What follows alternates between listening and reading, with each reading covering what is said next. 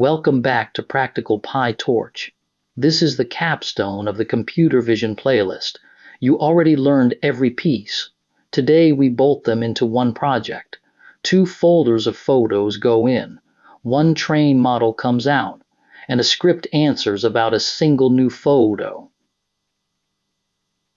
Picture 2 folders of your own photos, 1 folder of ants, 1 folder of bees. That is the whole setup. From those folders we build a model, then it answers about 1 new photo. You already learned every piece for this. The capstone just bolts them into one script. It classifies your own photos. This video has 3 parts. First, we walk the whole pipeline. Every block is a lesson you already know. Second, we train it on real photos. Then we measure it 2 ways. Third, we save the model. Then we use it on 1 new photo.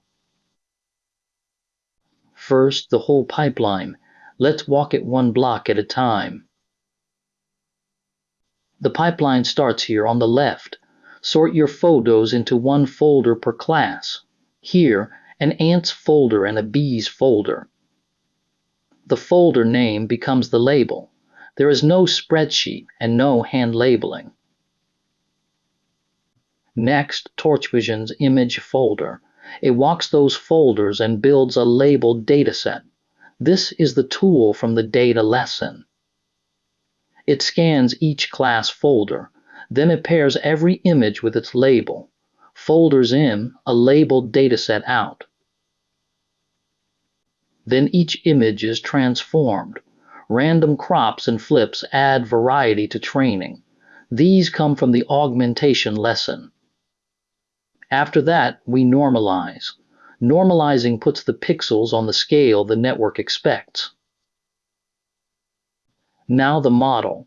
We load a pre-trained ResNet 18. This is the transfer learning lesson. We freeze the trunk. It keeps the features it already learned. Then we attach a fresh head. It learns just our 2 classes, ants and bees. So the borrowed trunk stays fixed. Only the new head will learn. Next we train. This runs the training loop ring. Forward loss, 0 the gradients, backward then step. The trunk is frozen, so the optimizer only ever touches the small head. This is the training loop lesson. Then we save. We write the state dict to disk. That is the dictionary of learned tensors. We save the weights, not the whole object. Once on disk, the model outlives the run. This is the save lesson. The last block. Point the finished script at 1 file. It answers with a class and a confidence. 1 photo goes in, 1 label comes out. That is the whole job. And that is the whole playlist.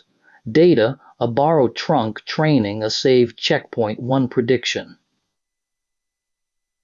Now let's train it on real photos. Then measure it 2 ways. The 2 folders feed the exact transfer recipe. ImageFolder builds the dataset. The data loader batches it. A pre-trained ResNet 18 arrives and we freeze the trunk. Then we attach a fresh 2-class head. 2 classes, ants and bees.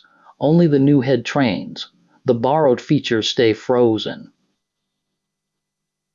Same recipe, real photos, a real GPU. Watch the validation accuracy climb. It jumps from the 60s into the 80s into the 90s. It climbs fast, then holds at 94.12%. That final score means something simple. 144 of 153 photos are correct. 1 accuracy number hides which class fails. The confusion matrix shows it. Rows are the true class. Columns are the prediction. The diagonal is right, off the diagonal is wrong. Of 70 true ants, 64 are right and 6 are called bees. Of 83 true bees, 80 are right and 3 are called ants. This is the confusion matrix lesson. Per class, the numbers are close. Ants score about 95% precision. Bees score about 93. Both recalls sit above 90. The classes are balanced enough. 70 ants and 83 bees. So one accuracy number is honest here. Now let's save the model. Then predict one new photo. Saving is one line. Write the state dict to a file. To load it back, build a fresh ResNet 18. Give it a matching 2-class head. Load the weights, then call eval. The checkpoint is about 44 megabytes. Loading with strict checking succeeds. Every weight lands in the right place. The reloaded model scores the same 94.12%. The saved weights are the model. The inference function takes one file path. It opens the photo. It applies the same validation transform. It adds a batch dimension. Then it runs the model with no gradients. Softmax turns the two scores into probabilities. The larger one is the label. Its value is the confidence. Now 6 photos the model never trained on. Green borders are correct. Red is wrong. 5 of the 6 are green.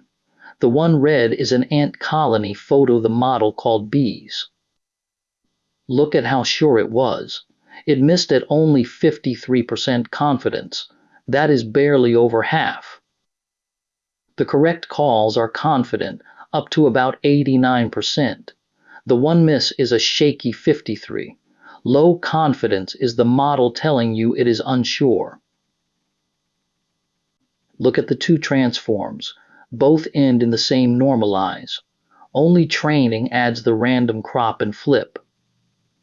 Normalize sets the pixel scale. Feed a different scale and the model becomes a different function. It fails in a way that looks like bad training. So keep the same normalize at inference, but drop the augmentation because it is random. Let's review the shape of the project. Data lives in one folder per class. ImageFolder reads the labels for you. A borrowed trunk plus a new head. It learned 2 classes in 5 epochs. A saved state dict, about 44 megabytes. It reloads to the same 94.12%. Then one prediction at a time. That is the shape of every project ahead. One last question before you go. The inference script resizes the image but forgets normalize. What happens to the predictions? Work it out yourself. Then check the answers file for the reasoning. That completes playlist 2, Computer Vision. You can now build, train, and ship an image classifier. Real photos end to end. That is a big milestone. Next comes playlist 3, CUDA and PyTorch Performance. There we make these models fast. Timing, memory, and the GPU. See you there.